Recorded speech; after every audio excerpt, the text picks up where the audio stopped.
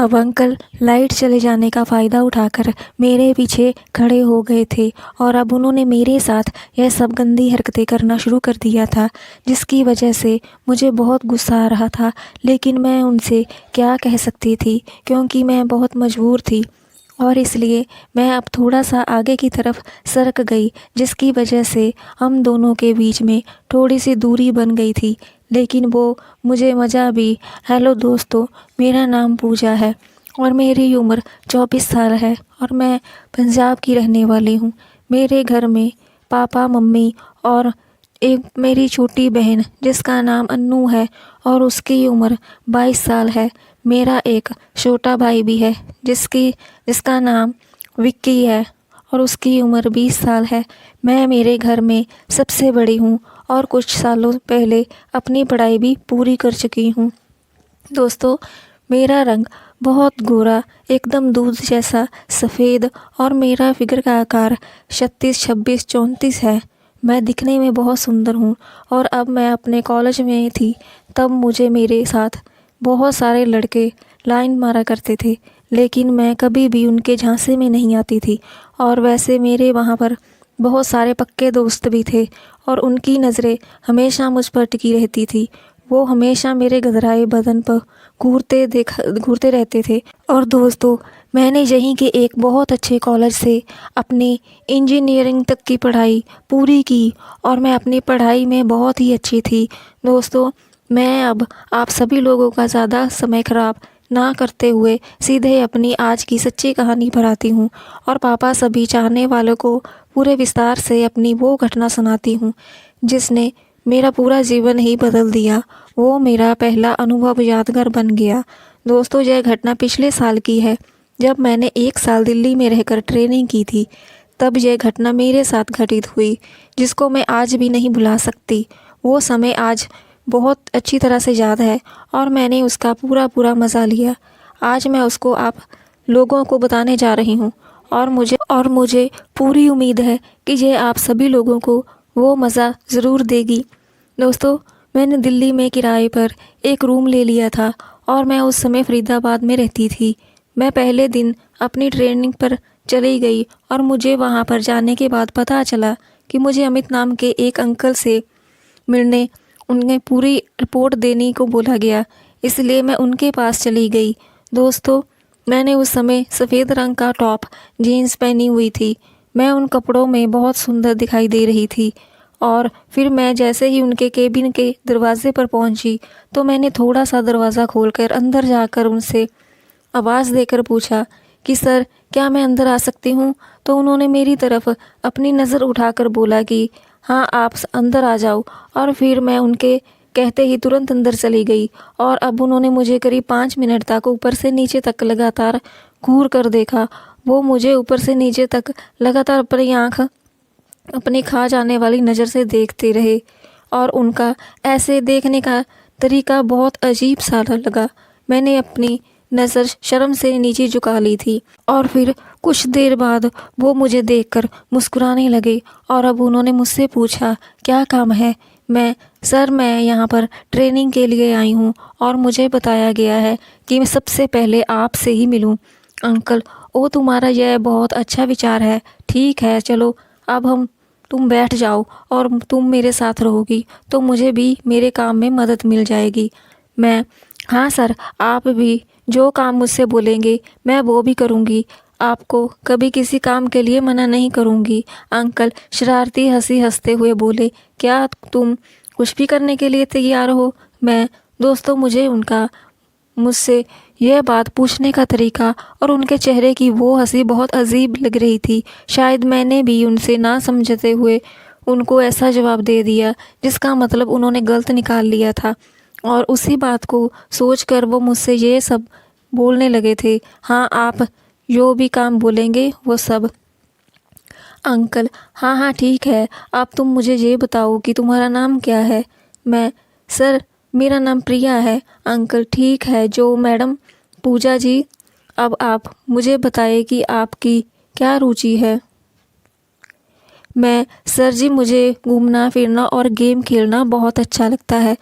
वैसे मुझे भी काम अच्छे लगते हैं और लेकिन मेरी उनमें ज़्यादा रुचि नहीं है। अंकल, चलो अब ये बताओ कि क्यों तुम कौन कौन सी गेम खेलती हो और तुम्हें कौन सा खेल पसंद है? मैं सबसे ज़्यादा वीडियो गेम बहुत खेलती हूँ और वो सभी गेम बहुत अच्छे लगते हैं। अंकल, ठीक है, चलो आप यहाँ पर खेलने आई हो या काम करने? जी अंकल, मुझे यहाँ पर काम सीखना है। गेम तो मैं अपने घर पर भी खेल सकती हूँ। दोस्तों, सच पूछो तो मैं मन ही मन बहुत खुश थी, लेकिन मुझे उसके आगे की सच्चाई के बारे में बिल्कुल भी पता नहीं था। मुझे क्या मालूम था कि इसके आगे मेरे साथ क्या होने वाला है।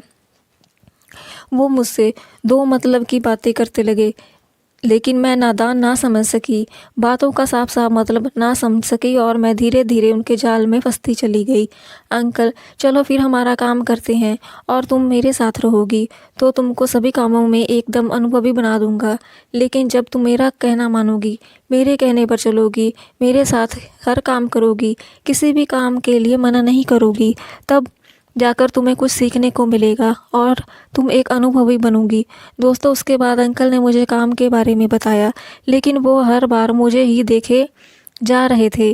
फिर कुछ दिन बाद मैंने उनकी हर हरकत पर ज़्यादा से ज़्यादा ध्यान देना शुरू कर दिया। मैं अपने काम पर ध्यान देने लगी और कुछ घंटे वहाँ पर बिताने के बाद मन ही मन बहुत खुश होकर अपने रूम पर आ जाती थी और मेरे उनके साथ करीब 10-15 दिन तो ऐसे ही निकल गए थे, जिनका मुझे पता ही नहीं चला। लेकिन मैं अपने उस काम को लेकर मन ही मन बहुत खुश थी, क्योंकि मुझे अब वो काम थोड़ा सा समझने में आने लगा था और मुझे कुछ सीख गई थी, जिसकी वजह से मुझे वहाँ पर बहुत अच्छा लगने लगा था।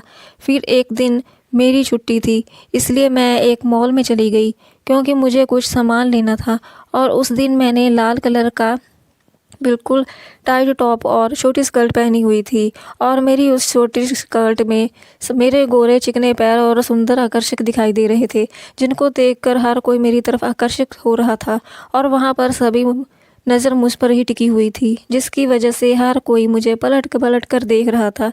तभी अचानक से मुझे वहाँ पर वो अंकल मिल गए और मेरा उन पर बिल्कुल भी ध्यान नहीं था और अपने काम में लगी हुई थी, लेकिन उन्होंने मुझे देख लिया था। फिर मुझे उन्होंने तो देख कर आवाज़ लगाई, पूजा। मैं, अरे अंकल, आप यहाँ, नमस्ते। तब मैंने गौर किया कि अंकल ने मुझे बहुत ही अजीब अंदाज से देखा है और वो बार बार मेरे गोरे चिकने मुलायम पैरों को घूर घूर कर देख रहे थे और ना जाने उनके मन में मेरे लिए पहले से ही ऐसा क्या चल रहा था कि जिसकी वजह से वो हमेशा मुझे ऐसे ही देखते थे। अंकल, हाँ मैं यहाँ, लेकिन ये सवाल तो मुझे तुमसे पूछना चाहिए था कि वाह क्या बात है पूजा, तुम तो आज बहुत ही सुंदर लग रही हो। पूजा, सर जी, मेरी इतनी तारीफ़ करने के लिए आपका बहुत बहुत धन्यवाद। अंकल, लेकिन तुम अकेली यहाँ पर क्या कर रही हो? पूजा, सर वो मुझे कुछ सामान लेना था, इसलिए मैं यहाँ पर चली आई और अब मैंने वो सब ले लिया है, इसलिए अब अपने रूम पर जा रही हूँ। ठीक है सर, अब मैं चलती हूँ। अंकल, हाँ ठीक है, लेकिन तुम्हारा रूम कहाँ है? तुम रहती को कहाँ पर हो?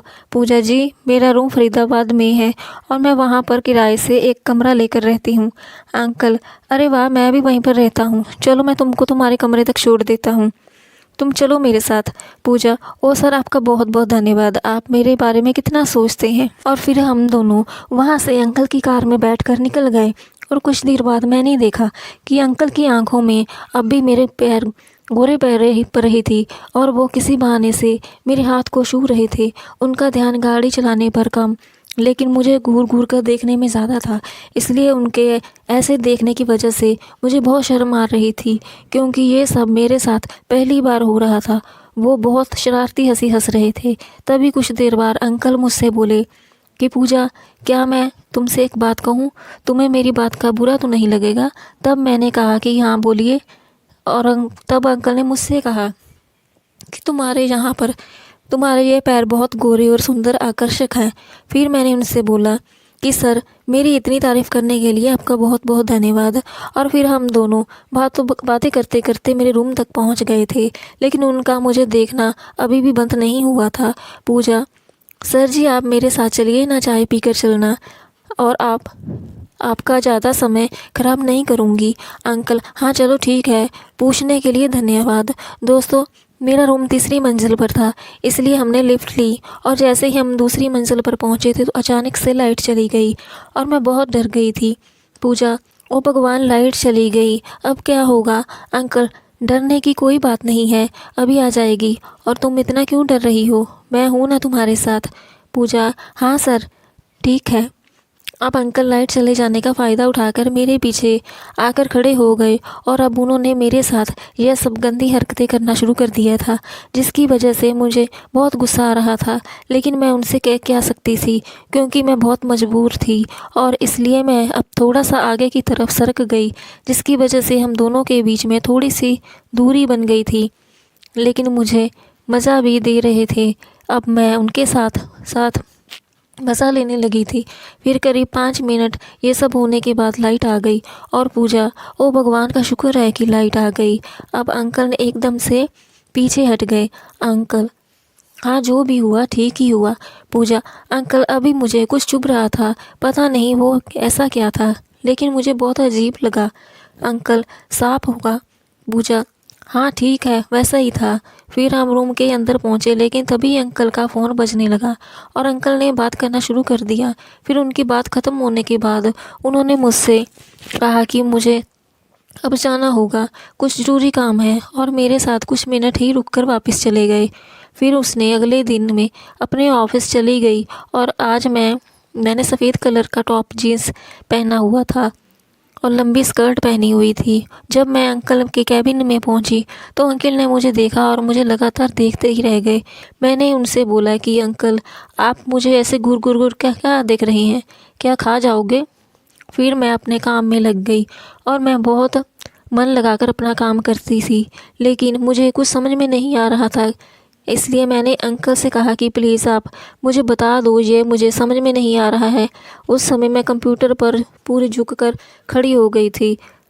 तभी इतने में किसी ने आने की आवाज़ आई और हम अलग हो गए और फिर काम करने लगे। फिर शाम को अंकल ने मुझसे कहा कि मेरी कल की चाय तुम्हारे ऊपर बाकी है, क्योंकि आज मिलेगी या नहीं? पूजा, हाँ सर, क्यों नहीं, आप मेरे साथ ज़रूर चलिए। फिर हम दोनों ने उनकी कार में मेरे रूम के लिए चले गए। कुछ देर बाद हम रूम पर पहुंचे और मैंने उनके लिए चाय बनाकर अंकल को दे दी और कहा कि आप बैठकर चाय पी लीजिए, मैं अभी अपने कपड़े बदल कर आती हूँ। फिर मैंने दूसरे कमरे में जाकर जल्दी से एक सफ़ेद रंग का टॉप पहन लिया। तब अंकल ने अपनी चाय ख़त्म कर ली थी और अब उनके सामने गई तो वो मुझसे देखते ही रह गए। वो कभी मेरे भूरे रंग के साफ साफ नज़र आ रहे थे, उनको देखते, और कभी मेरे गोरे गोरे पैरों को, और मुझे एकदम चकित होकर खा जाने वाली नज़रों से देख रहे थे। मैंने उनसे कहा कि चलो हम बालकनी में चलकर बातें करते हैं, वहाँ पर हमें बाहर की खुली हवा भी मिलेगी। और फिर अंकल मेरे पीछे पीछे आ गए। मैंने अपनी चोर नज़र से पीछे की तरफ देखा कि अंकल मेरी मटकती हुई देख रहे थे। फिर मैं बालकनी में आ गई और अंकल पीछे पीछे खड़े हुए थे और अब भी लगातार मेरे पैरों को देख रहे थे। अंकल, यार पूजा, सच कहूँ तो तुम बहुत सुंदर हो। पूजा, मेरी तारीफ़ करने के लिए धन्यवाद। अंकल, दोस्तों, अब अंकल इतना कहकर सही मौका देकर थोड़ा और आगे आ गए थे, क्योंकि मैं इतना भी सब होने के बाद भी इनकी किसी भी हरकत का बुरा नहीं मान रही थी और ना ही मैंने अब तक उनसे कुछ कहा था। मेरी तरफ से विरोध ना होने की वजह से इस बात का उन्होंने पूरा फ़ायदा उठाना चाहा और मैंने मुस्कुराते हुए उनसे कहा, पूजा, अंकल यह सब आपका है, बहुत बेशर्म लगता है, कभी भी आ जाता है। अंकल, हाँ मुझे भी ऐसा ही लगता है, लेकिन वो इसलिए आता है क्योंकि इसका बिल नहीं मिल रहा है। पूजा, और अगर इसको उसका बिल मिल जाए तो ये क्या करेगा? अंकल, कुछ नहीं, बस बिल के अंदर जाकर खुशी से नाचेगा, गाएगा और खुशी से झूम उठेगा। अंकल, पूजा, आज तो ये सांप एकदम पागल हो गया है। पूजा, हाँ मुझे भी लगता है आज ये बिल में जाकर गुस्सा कर ही रहेगा। अंकल, वाह पूजा, ये बिल तो एकदम साफ है, लगता है यह पहले से ही तैयार है। पूजा, नहीं अंकल, यह बिल तो हमेशा ही साफ रहता है। पूजा, अंकल थोड़ा ध्यान से, ये सांप कहीं बिल में ना घुस जाए। अंकल, तुम इस बात की बिल्कुल भी चिंता मत करो। पूजा, ये नहीं घुसेगा। अंकल यार पूजा मैं क्या करूं, इतना प्यारा बिल देखकर तो कोई भी सांप इसके अंदर घुस जाएगा। इसमें इस सांप की क्या गलती, और अब मैं इसे अंदर जाने से नहीं रोक सकता। अंकल पूजा अब ये नहीं रुकेगा, अब तो यह इस बिल में। पूजा अंकल लगता है कि ये सांप तो आज बहुत ही जोश में है। हाँ आज तो यह जरूर बिल में पड़ेगा। अंकल क्यों पूजा, मुझे तो लग रहा है कि तुम इस बिल में बहुत सारे सांपों ने पहले से ही डांस किया है। पूजा हाँ अंकल, ये बिल इससे पहले भी कई जैसे ऐसे सांपों का समा चुकी हैं। अब हम रूम में जाकर आराम से, और इसके कुछ देर बाद साथ ही एक दोनों बाथरूम में जाकर नहाए, और वहाँ पर भी अंकल पूजा मेरी जाने मन वाह मज़ा आ गया आज तुम्हारी तो। पूजा हाँ अंकल मुझे भी बहुत मज़ा आया। ये कहानी काल्पनिक है, इसका वास्तव जीवन से कोई भी संबंध नहीं है। अगर ये कहानी किसी के साथ भी मेल खाती है तो मात्र एक संयोग कहा जाएगा। आपको ये कहानी कैसी लगी कमेंट्स में ज़रूर बताएं। चैनल पर नई है तो चैनल को सब्सक्राइब ज़रूर करें, ताकि आने वाले वीडियोस का नोटिफिकेशन आपको सबसे पहले पहुंच सके। Thank you for watching.